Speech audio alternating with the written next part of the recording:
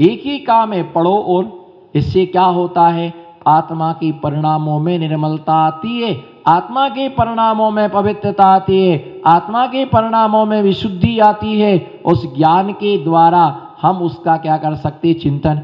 हमारे आचार्य श्री हम लोगों को पढ़ाती थी, बहुत डांट पड़ती थी, याद नहीं होता था तो बहुत डांटते थे। तो मैंने आचार्य श्री से एक बार कहा कि आचार्य श्री इतना सारा याद क्यों करवाते, आप भी देखते हैं हम हमेशा इस पर ध्यान देते, याद करो, गाथा रटो, पढ़ो, इसके लिए कंठस्थ होना।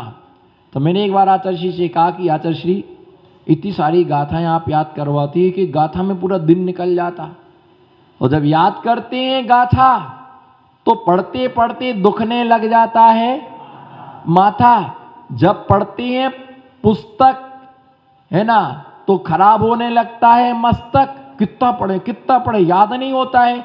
भैया याद करना बहुत कठिन है, किसी वस्तु को हस्तगत करना। तो मैं बोलता था आचार्य जी शास्त्रों में सब तो लिखा है, जब कोई पूछेगा तो पढ़ करके बता देंगे, याद करने की जरूरत क्या है, सब लिखा ही है। प्रवचन में कुछ बोलना होगा पहले से लिख करके साथ सामने रख देंगे, लोगों को सिखा देंगे। बोले भैया ठीक है, लेकिन ये है कि गाथा सूत्र यदि तुम्हें याद हैं तो चलते फिरते कभी भी हम इसका रिवीजन कर सकते हैं, और यदि याद है तो बिहार काल में भी रिवीजन कर सकते हैं। हमेशा शास्त्र के आदी मत बनो, हमेशा शास्त्र के, मान लो हो सकता शास्त्र पर लाइट नहीं है तो कैसे पढ़ोगे रात्रि में अंधेरे में, स्वाध्याय की याद होगा तबने बैठे बैठे मां मुज्जय मां रज्जय मां दुस्सय इत्थ नित्य अथेसु थिरमिच्चैरम चित्तम विचित्त झाण प्रसिद्धिये। कभी भी आप उसका पाठ कर सकते हैं। दूसरी बात, फिर आचार्य श्री ने एक समाधान और दिया कि मान लो वृद्ध अवस्था में आंखों की रोशनी कम हो गई तो फिर कैसे पढ़ोगे तुम। आचार्य जी चश्मा लगवा लूंगा, आचार्य जी चश्मा लग जाएगा, चश्मा भी काम नहीं करेगा तो क्या करोगे फिर ऐसे समय में, ये समस्या है। तो मैंने कहा कि किसी श्रावक से बोल दूंगा, वो पढ़ के सुना देगा। कोई ऐसा पढ़ने वाला श्रावक नहीं मिला तो क्या करोगे, कानों से सुनाई नहीं देगा, आंखों से दिखाई नहीं देगा, हालत जड़ पन्ना नहीं पलट पाओगे तो क्या करोगे। तो उस समय जो आपको याद है वो आप अपना क्या कर सकेंगे, उसके लिए आप श्रद्धा नाम परमार्था नाम माप्तागम तपोभृताम त्रिमूढ़ा पौर्णमाष्टंग्यम सम्यक दर्शन मश्मयम, जो याद होगा उससे हम क्या कर सकते हैं, पढ़ सकते हैं। तो अपना जो बेटे दो प्रकार के होते, एक पेट का बेटा और एक कंठ का बेटा। क्या, एक पेट का बेटा और एक कंठ का। जैसे मान लो पेट का बेटा, बेटा इधर आओ, ये क्या है, ये क्या है, एक कंठ का। किसी को चलते बढ़ते बेटा इधर आओ, ये किसका बेटा है, कंठ का। और जो पेट का बेटा होता है उसको ये नहीं बोलते बेटा इधर आओ, हम उसके पास जाते हैं और उसे उठा करके अपनी छाती से, ये कौन सा बेटा है। हाँ, ऐसे ही विद्या दो प्रकार की होती है, एक कंठ की विद्या और एक शास्त्र की विद्या।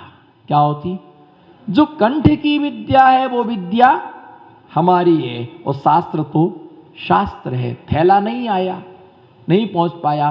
तो इस प्रकार से ज्ञानाचार ज्ञानाभ्यास करे मन माही, यानी जो निरंतर स्वाध्याय करते हैं, आत्मा का आनंद लेते, स्वाध्याया परमम तपहा।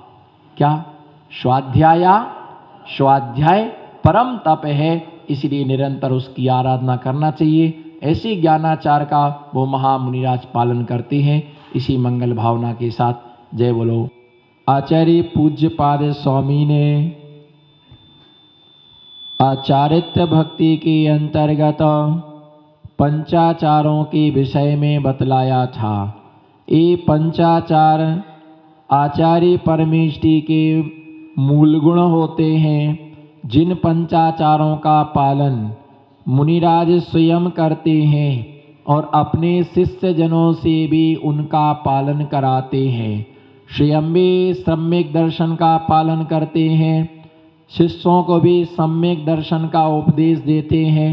इसी प्रकार से स्वयं भी ज्ञान की आराधना करते हैं और शिष्य जनों से भी ज्ञान की आराधना कराते हैं। जिनागम में 5 तरीके स्वाध्याय के बतलाए गए। कल स्वाध्याय के विषय में यह पद्धति बतलाई थी कि जिसमें हमारी आत्मा का अध्याय प्रारंभ हो जाता है उसका नाम है स्वाध्याय। आचार्यों ने ग्रंथों के लिए लिखा। जिनसेन स्वामी ने ग्रंथ के अंदर लिखा, आचार्य भगवान लिखते हैं कि हमने इस ग्रंथ की रचना कोई पांडित्य बतलाने के लिए नहीं की है। जब उन्होंने ग्रंथ के लिए लिखा तो उस ग्रंथ में आदिनाथ पुराण में जिनसेन स्वामी लिखते हैं कि हमने इस ग्रंथ का लेखन पांडित्य बताने के लिए नहीं किया, किसी अभिमान के बसात होकर के इस ग्रंथ का हमने लेखन नहीं किया, किसी यश और प्रसिद्धि के लिए हमने इस ग्रंथ का लेखन नहीं किया। मैंने तो सिर्फ भव्य जीवों के हितार्थ मैंने इस ग्रंथ का लेखन किया है। उस भव्य जीवों के लिए, कल्याण के लिए, स्वयं का शुभ उपयोग बनाने के लिए हमने इस ग्रंथ का लेखन किया है। तो इसीलिए यश के लिए नहीं, कीर्ति के लिए नहीं, अपना ज्ञान बताने के लिए नहीं। इसी प्रकार से जैनागम में स्वाध्याय के 5 तरीके हैं। कितने तरीके हैं? 5 तरीके हैं। और आगम के लिए, द्वादशांग के लिए 4 प्रकार के विभाग से विभाजित किया गया। प्रथमानुयोग, करणानुयोग और चरणानुयोग। ये 4 अनुयोगों के लिए रखा गया कि प्रथमानुयोग में 63 शलाका महापुरुषों के जीवन चरित्र का व्याख्यान, चाहे 63 शलाका पुरुष हो अथवा एक महापुरुष के जीवन चरित्र का जो व्याख्यान करता है उसका नाम है प्रथमानुयोग। जैसे पद्म पुराण, हरिवंश पुराण, उत्तर पुराण, आदि पुराण आदि जो ग्रंथ हैं उनके लिए प्रथमानुयोग कहते हैं। करणानुयोग में जिसमें लोक अलोक का जिसमें व्याख्यान किया जाता है, परिणामों का व्याख्यान किया जाता है, कषाय का व्याख्यान, कर्म की व्यवस्था जिसमें बतलाई जाती उसका नाम है करणानुयोग। चरणानुयोग जो होता है वह चरणानुयोग के लिए कहा गया है कि चरणानुयोग जो है वह उसमें मुनियों के चारित्र्य का व्याख्यान, श्रावक के चारित्र्य धर्म का व्याख्यान, उसका नाम है चरणानुयोग। और द्रव्यानुयोग का मतलब क्या होता है? द्रव्यानुयोग का जिसमें आत्म तत्व की व्याख्या हो, 7 तत्वों की व्याख्या हो, जिसके अंदर क्या है कि अनेक प्रकार की ग्रंथों की व्याख्या, जिसमें आत्म तत्व की व्याख्या होती है, 85 काय की व्याख्या होती है, उसका नाम क्या है? उसके लिए शास्त्रों में कहा गया है कि वह जो है द्रव्यानुयोग कहलाता है। और प्रथमानुयोग जो ग्रंथ है वह प्रथमानुयोग गाय की दूध के समान है। किसके समान है? प्रथमानुयोग जो है, ध्यान से सुनना, प्रथमानुयोग जो है वह गाय के दूध के समान है। जैसे गाय का दूध सुपाच्य होता है, छोटे से बच्चे से लेकर के बड़ों तक के लिए वो गाय का दूध सुपाच्य होता है, इसी प्रकार से 8 साल तक से लेके 80 साल तक का यदि कोई वृद्ध पुरुष प्रथमानुयोग ग्रंथ के लिए पढ़ता है तो उसे किसी से समझने की आवश्यकता नहीं है, स्वतः उसको समझ में इतना वो सरल है। बोलो इतना वो सरल है। कोई भी ग्रंथ कठिन नहीं है। बोलो कोई भी ग्रंथ कठिन नहीं है। बस तुम थोड़े से सरल हो जाओ। बस तुम क्या हो जाओ?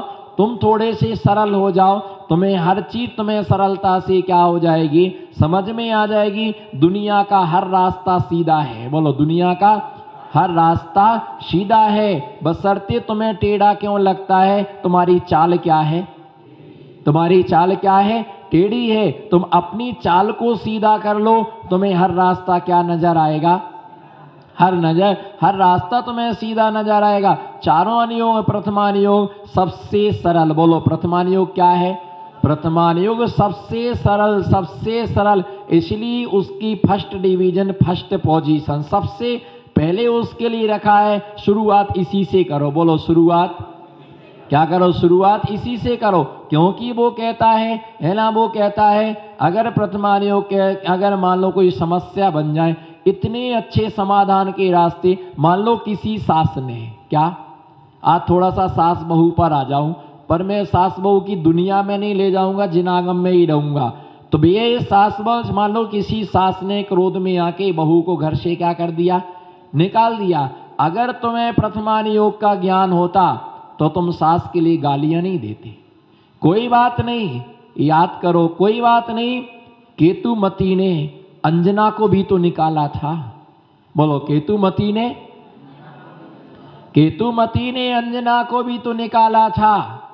उसने कोई कृतकर्म किया होगा, है ना, अंजना के लिए निकाल दिया। हमारी सास ने तो हमको सिर्फ घर से ही निकाला है, लेकिन केतुमती ने तो अंजना के लिए गांव से ही निकाल दिया था, है ना। कोई बात नहीं, जब वो उतनी क्षमता रख सकती तो हमें भी थोड़े से परिणामों में क्या रखना चाहिए।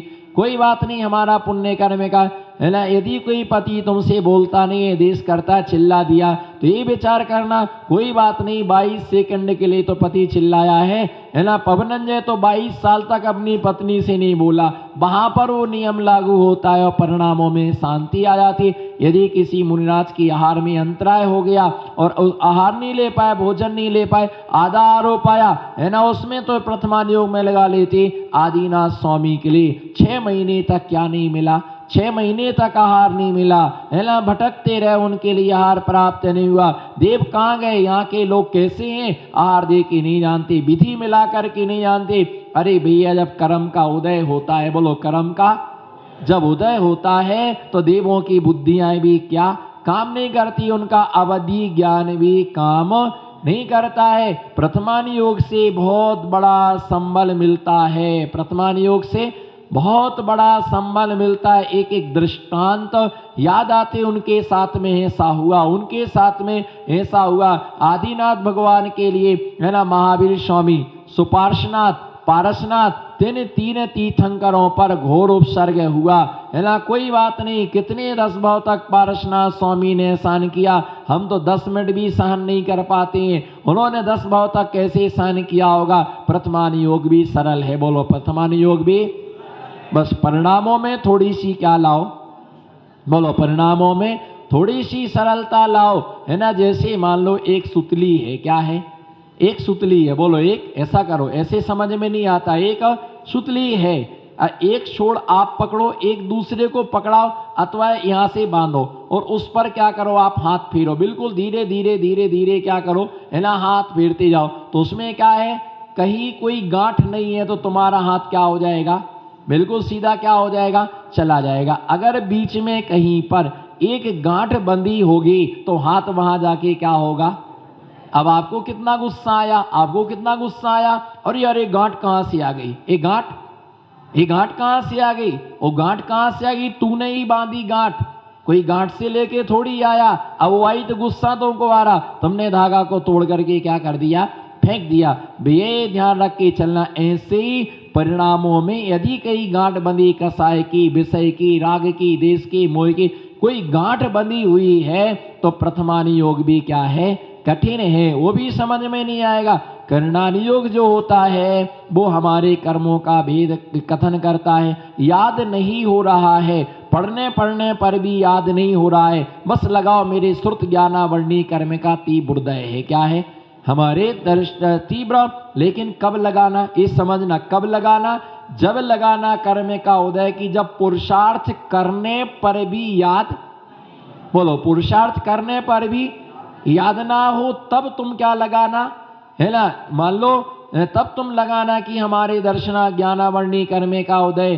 चौका लगाने के बाद, बोलो चौका लगाने के बाद में भी चौका खाली जाए, खूब अच्छी भावना से लगाया, आपने खूब पड़गाहन किया, रिश्तेदारों को भी बुलाया, महाराज के भक्तों को भी खड़ा कर लिया, आपको महाराज जी पहचानते हैं, आपके थ्रू आ जाएंगे, आप आ जाओ आ जाओ आ जाओ, अंकल जी आप आ जाओ, उनको पकड़ पकड़ के नारियल ले दिया, फिर भी महाराज जी नहीं आए, तभी समझो क्या है, बोलो फिर क्या है, एक कर्म का उदय है। अब 4 महीने में एक दिन तो चौका नहीं लगाया, लगाना तो है, बोलो लगाना तो है। क्या करें, कमेटी वाले नंबर ही नहीं दे रहे। क्या करें, कमेटी वाले नंबर ही नहीं दे रहे। तो क्या कमेटी वालों ने तुम्हारे घर में ताला लगा दिया क्या? रोटी तुमको बनाना कि कमेटी वाले को बनाना है? रोटी किसको बनाना, पड़गाना किसको है?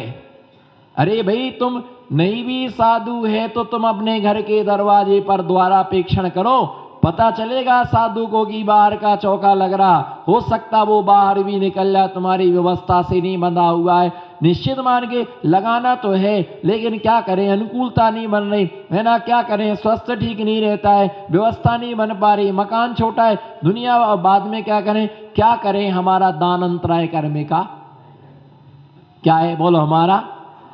अब हम कैसे माने कि तुम्हारा दान अंतराय करने का उदय तब माना जाता, बोलो दान अंतराय करने का उदय तब माना जाता है कि जब तुम्हारे लाइन में खड़े रहो फिर भी तुम्हारा नंबर ना आए, अपनी खुद की सामग्री लेकर के आए, अब उस समय लगाओ कि हमारा दान अंतराय करने का उदय है। और हमारे क्या है, आहार नहीं मिला तो हमारा लाभांतराय करने का चाहते थे फिर भी नहीं मिला। लेकिन कब कि जब महाचर्या को निकलें और विधि ना मिले तब हमारे लाभांतराय कर्म का उदय है ना। लाभ में नहीं हो पाए लाभांतराय कर्म का, अगर क्षयोपशम होता तो नियम से हमें आहार पानी मिलता। जंगलों में भी साधुओं को आहार मिल गया, क्योंकि लाभांतराय कर्म का प्रकृष्ट क्षयोपशम था, है ना। ऐसे समय दीक्षा लेना नहीं है तो क्या बोले, चारित्र मोहिनी कर्म का, बोलो कौन से कर्म का उदय है, कहो हमारे चारित्र मोहिनी कर्म का उदय है। बोलो हमारे चारित्र मोहिनी कर्म का, आऊं बताऊं चारित्र मोहिनी कर्म का उदय, अब भी बताता हूं। बोलो हमारे चारित्र मोहिनी कर्म का, अब भी 1 मिनट में हटता है।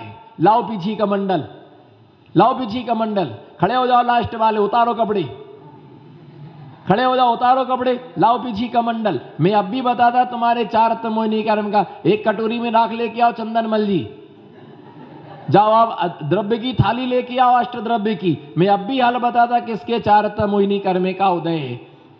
अब भी बताता तुम्हारे चारित्र मोहिनी कर्म का उदय, किस किस के चारित्र मोहिनी कर्म का उदय है। मैं अभी केसवंश करता, पीछी पकड़ा था कमंडल, लाओ चंदन की कटोरी स्वस्ति बनाने के लिए, लाओ चावल भरने के लिए। अब भी तुम्हारा चारित्र मोहिनी कर्म क्या हो जाएगा, शिथिल हो जाएगा। क्या हो जाएगा, शिथिल हो जाएगा। नहीं, अभी तो नहीं, अभी चारित्र मोहिनी कर्म का, बोलो चारित्र मोहिनी कर्म का उदय है। बस इसके खूंटा को पकड़े रहो, चारित्र मोहिनी कर्म का क्या है, चारित्र मोहिनी कर्म का उदय है। बस एक ही रोना, चारित्र मोहिनी कर्म का उदय है। बस एक ही बात कहते रहते हैं चारित्र मोहिनी कर्म के। एक श्रावक आया, बोले महाराज जी हमारे तो अंतराय नहीं होते, हमारा अंतराय कर्म का उदय ही नहीं है।